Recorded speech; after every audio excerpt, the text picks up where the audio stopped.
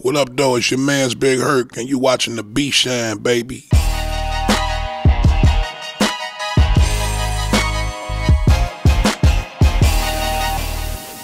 I mean, memories is a lot. You mean local artists or you mean worldwide artists? I mean, I was listening to everything, you know what I mean? So, I mean, locally, we had a lot of artists back then, too. But I was listening to people like Run DMC, LL Cool J, Big Daddy Kane, Rakim, you know, Coogee Raps, Fat Boy, Houdini, you keep going, them kind of groups. You know, that's what inspired me. But, you know, we had groups back then that was doing their thing, putting out music, you know what I'm saying, before I even got out.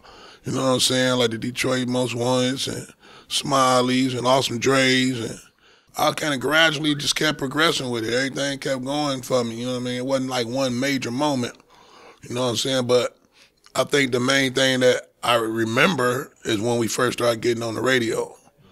Getting the records spun on the radio and stuff like that, because it was good to be able to call people and be like, listen, turn on the radio, they playing my music.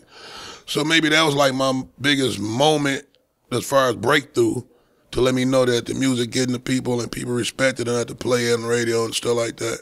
Just hard work, man. I mean, you know, doing all the shows I could do, you know, being on everything I could be on, recording-wise, staying in the studio, walking around with my folder in my hand like it was a wallet. Serious. Every time I'm thinking of something, I want to have my folder so I can write something down, whether it be an idea for a song to use or a lyric in my head. I was that serious with it. You know what I'm saying? So, I mean, it just, from day one, I just took it serious once I started doing it. You know what I mean? And as I say, as time kept going, I kept working on my skills, getting better and better, hearing negativity, hearing some constructive criticism, getting praises, getting, you know what I'm saying, naysayers. It all is part of the process, you know what I'm saying? So yeah, that's what made me what I am. I took it serious. Back then, we really cared about what we said lyrically. And now I think things different. I mean, it's a little more other stuff involved, politics and commercializing and stuff like that. But back then, you had to be able to rap. That's why it wasn't 1,000 rappers out. They respect it. And they know it's what I wanted to do, so they're going to have to roll with it. It ain't like I'm out doing nothing wrong. Rappers all right, you know what I mean? They rather have me doing that than pulling a pistol out and sticking somebody up or something, you know what I mean? Or selling dope like we did in the hood. But, you know, when it started paying bills and all that, then yeah, you know, it wasn't nothing to do but accept it. Well, you just said it, creating. That's what I like, creating. That's what it's called, your artist. Artists paint pictures, you know what I'm saying? As us being rappers and recording artists, we paint lyrical pictures and visuals, you know what I mean, through our words.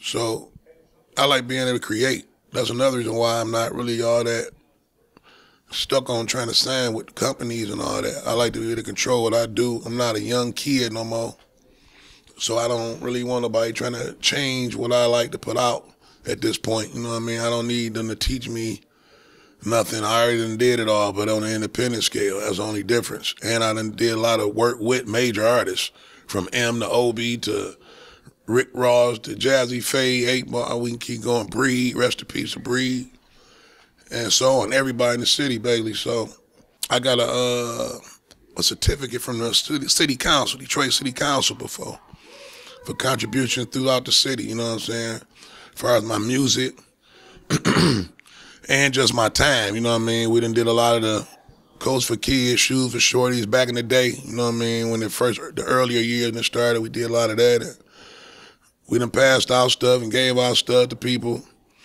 Did a lot of concerts to raise money for people in need, stuff like that back in the day. So, I mean, them kind of things, they stick with me too, because it's from the heart, you know what I mean. It wasn't about no money or nothing. It just giving back to the people who respect me and got me where I'm at, because without the fans, you're not going to get, you know, where you want to be, you know what I mean? They the ones that dictate that. If they like you, boom. If they don't, it don't matter what your cousin, your brother and sister say. You got to be the fans that don't know you. So my contribution would definitely be versatility, being myself, and respecting the lyricism of rap, because that's what it is, rap music.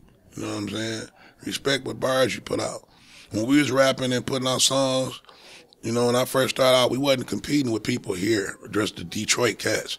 We was competing with the same cats I told y'all I look up to, the Rakims and Big Daddy Kanes, Jay-Z's and you know, and so on. Then the cats, we want our bar to be right there with them, not locally. We never thought local. We always thought worldwide. So that's another thing too. Think big, and you'll achieve big stuff. And like I said, I still got more stuff to go.